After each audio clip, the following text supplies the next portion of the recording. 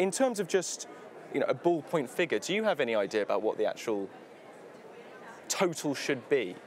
No, because clearly people dispute the methodology. I mean, for instance, Britain thinks that you should be able to offset the cost of these buildings, which obviously they paid their contribution towards 20 years ago. Britain, doesn't think that they should pay for the relocation of the agencies. And there's the whole issue of the deal done by Germany and the refugees coming to Europe who have had a big injection of money to stabilize the situation in Turkey. All these things are being disputed as to what exactly is a British liability. But I don't know what the figure should be, because I think what I do know is that you have to agree on the methodology of the calculation to arrive at the quantum, the total figure.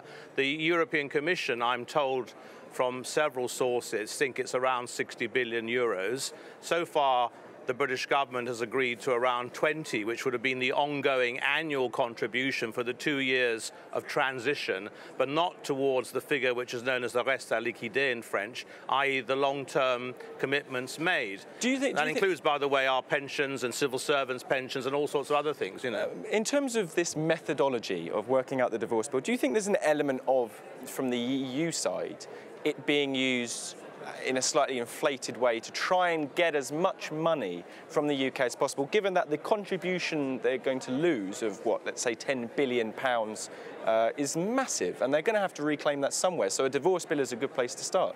Well, listen, nobody enters into a negotiation to get as little money as you can. I mean, you're obviously going to start from the perspective, you're going to try and get as much as you can, because at the end of the day, it's we that are leaving the club. And I would like to put it another way. If Britain leaves the European Union without any kind of deal and goes to the WTO, much favoured by UKIP and other parties, and particularly the hardline Eurosceptics in my party, some estimates would suggest that will mean a hit on our economy of 3 to 5% of GDP. That amounts to around 100 billion a year if it's 5%. That means that's twice the figure that they're asking as a one-off payment. So let's get it into perspective. It's an awful lot of money, 60 billion euros. But if it salvages our economy and we get a proper decent trade deal, then I think it's well worth paying. I mean, of course, that whole what's going to be lost as a result of a hard Brexit is also very disputed. The ONS saying it could be as little as minus 0.6% of GDP, still a sizable amount, but nowhere near the sort of minus 3 to 6% predicted by others. Stephen, in terms of there is no legal basis, or at least the House of Lords Parliamentary Committee concluded there is no legal basis or grounds in the event of a no-deal scenario, let's say, where the UK would have to be legally compelled to pay anything to the EU in terms of a divorce bill, in terms of commitments which have previously been made. When you hear stuff like 20 billion, 40 billion now being pushed up, what's your response? Well, my initial response is yes, you're right, there's no legal basis, but is there a kind of moral basis? Actually, Charles and I won't be too far away from that. I think there is an element that we ought to consider a contribution after we leave. Do I think it's going to be in the areas of 40 billion or 60 billion? My initial reaction was absolutely not. But again, I agree with Charles. There's got to be an element of working out the methodology. But when it comes to considering some of the issues in the future, yes, pensions, but should we be paying the pensions for non-UK people who've worked in the Parliament ad infinitum? I don't think that was the case. If you had two companies that had a separation after an M&A or a sales, you wouldn't be considering that. There'd be a mechanism to end that. If you have some of the shared assets, they would be offset in any business deal. That would be a recognised aspect to it. And of course, there are some of the future liabilities you'd look in a deal when it's separated. For example, would you pay to the EU contributions to encouraging other countries to join the EU, such as the Ukraine or Serbia or other deals that you've got elsewhere? And again, I think those should be excluded from that. And in those circumstances, I come down to a fast conclusion. We pay around just shy of 9 billion net a year. If you're asking for 40 billion, that's 100,000 gold bars, 12.5 kilogram city bars. If you put them on top of each other, they're taller than Big Ben. That's what we'd be handing over in 1 year. In terms of this, and you picked up on it, the length of time that the UK would have to cover their liabilities. Now, 2020 is when the 7-year cycle of the EU budget closes from 2004 to 2020.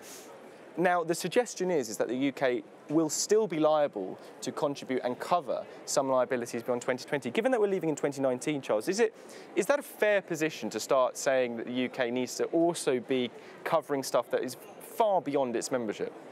Well, I think it's certainly fair that we should pay for the multi-annual financial framework commitments that have been made, and many of them, of course, have been sort of loaded towards the end of that period because of the way that it was expedient for some governments to have a lower budget in the early years. I think we have to pay whatever we owe, and I don't think that we can walk away. I certainly don't subscribe to the go-whistle approach of some members of my party that we owe nothing. I'm afraid that just isn't the case, and that it will end in legal wrangling forever, which the British government will have to pay up sooner or later, whatever it owes. You just mentioned forever then, but where would the liabilities end? Where would you see as a fair endpoint? If 2020 is too soon, where's... Well, I mean, clearly it has to be at the end of the multi-annual financial framework, unless there are other commitments that have been made longer term. I mean, it may well be that, of course, Britain wants to carry on paying and participating in a number of programs which are in our interest. Everything from Horizon 2020, Erasmus, all sorts of programs which actually benefit Britain considerably. I mean, I'm one of those who believes that we should have stayed in the single market and we should stay in the customs union. I would have been perfectly happy with the Norwegian solution, and they pay roughly about 80% per capita of what Britain pays at the moment. I would have been perfectly content with that. So I don't have a problem, given the fact that most economists, I don't mean obviously Patrick Minford and people like that, but most economists who've done studies on this have shown that access to the single market, being in the European Union, is not a drain on the British economy. It actually has a multiplying effect. I will predict absolutely confidently there will not be £350 million a week available for the NHS after Brexit. Do you predict that there will be a satisfactory trade deal done with the EU come March 2019? I think there's about a 70% chance of a deal. I still think there's unfortunately, a smaller than 50%, but something like 30–40% chance of a no deal, which I think would be a disaster, both for Britain and the European Union, in which everybody's economy will be negatively impacted. Let's just hold on to that no deal scenario, because one of the things which is commented on is how strong is the EU's hand in the negotiations when it comes to money. Money by the Centre for European Reform, CER, says it's the UK's biggest card to play. Stephen, is the UK leveraging that card enough, do you think, in these negotiations? Obviously, it would lose a lot from a hard Brexit, as everyone would. The EU would lose, obviously, to its budget, £9 billion, which would somehow need to be reclaimed through cuts or increased contributions. But the loss to the EU would also be significant too. It's not just the money for them. Of course, that's a very important part of it, so that they can work out what projects to invest in the future and who's got to fill that hole. But significantly over the past few weeks, I've been hearing from Germany, from Holland, from Denmark, but particularly from Germany, as businesses are now pressurising Merkel and her team to actually seek a deal with the UK, and actually starting to put out limitations where they will have to look at their own no-deal scenario in the early months of next year. And the main fundamental reason for that is a clear recognition now, also those within Barnier's team, that there are two factors going to go into play on a WTO scenario. Yes, there will be an average rise of between 2.2 to possibly 3.2 on an average for the goods, which is a high end for Europe coming to the UK.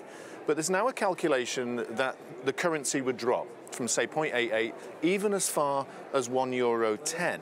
And if that happens, that's a 20% increase on significant products from Europe into the EU. And take a car industry or even wine.